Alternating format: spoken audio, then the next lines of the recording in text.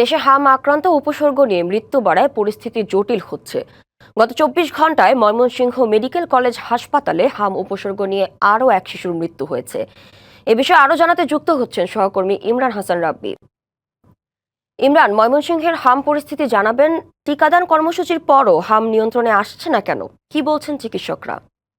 মিম ময়মনসিংহ বিভাগের যে 4টি জেলা রয়েছে, ময়মনসিংহ, শেরপুর, জামালপুর, নেত্রকোনা এবং পার্শ্ববর্তী গাজীপুর, কিশোরগঞ্জ এবং টাঙ্গাইল, এই 7টি জেলার আসলে যারা সর্দি কাশি এবং জ্বর ঠান্ডা নিয়ে এখানে শিশুদেরকে ভর্তি করানো হচ্ছে ময়মনসিংহ মেডিকেল কলেজ হাসপাতালে।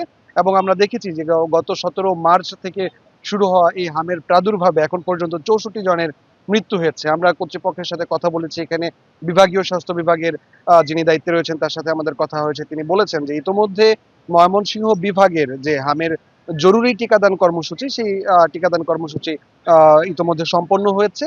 তবে সম্পন্ন হলেও যে হামের প্রাদুর্ভাব চলছিল, সেই প্রাদুর্ভাবের কারণেই এবং যারা মূলত কঠিন জ্বর, ঠান্ডা, কাশি এবং একই সাথে প্রচন্ড নিউমোনিয়া এবং শ্বাসকষ্টে ভুগছিলেন, তারাই মূলত আসলে মৃত্যুবরণ করছেন বলেও হাসপাতাল থেকে আমাদেরকে জানানো হয়েছে। এবং একই সাথে ময়মনসিংহ মেডিকেল কলেজ হাসপাতালে এখন পর্যন্ত এই হামের যে বিশেষায়িত একটি আইসিইউ ইউনিট স্থাপনের কথা বলা হয়েছিল, সেই আইসিইউ ইউনিটটিও স্থাপন করা সম্ভব হয়নি জন্য হার্ট ফেলিওর এবং নিউমোনিয়ার আক্রান্ত রোগীরা এই হামের উপসর্গ নিয়ে কিন্তু মৃত্যুবরণ করছেন বলেও আমাদেরকে নিশ্চিত করা হয়েছে। বাংলা কিউআর যেখানে, নগদ পেমেন্ট সেখানে। সারা দেশে 10 লাখেরও বেশি মার্চেন্টে নগদে পেমেন্ট করুন খুব সহজে।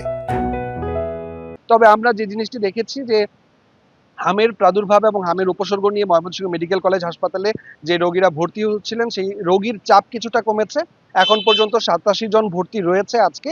এবং গত 17 মার্চ থেকে এখন পর্যন্ত 2845 জন রোগী এখানে চিকিৎসা নিয়েছেন এবং 2655 জন রোগী এই ময়মনসিংহ মেডিকেল কলেজ হাসপাতাল থেকে চিকিৎসা শেষে সুস্থ হয়ে বাড়ি ফিরেছেন। তো চিকিৎসকরা বলেছেন এবং অভিভাবকদেরকে যে বিষয়টি সচেতন করা হচ্ছে, স্বাস্থ্যগত কোনো কারণে যদি জ্বর, ঠান্ডা, শ্বাসকষ্ট এবং কাশি থাকে তাহলে যাতে খুব দ্রুত সময়ের মধ্যে চিকিৎসকের শরণাপন্ন করা হয় এবং এই চিকিৎসকের সাথে যাতে দ্রুত পরামর্শ নেওয়া হয়। এই ছিল আমার কাছে ময়মনসিংহ থেকে হামের উপসর্গ এবং হামের সবশেষ আপডেট। ইমরান, আপনাকে ধন্যবাদ।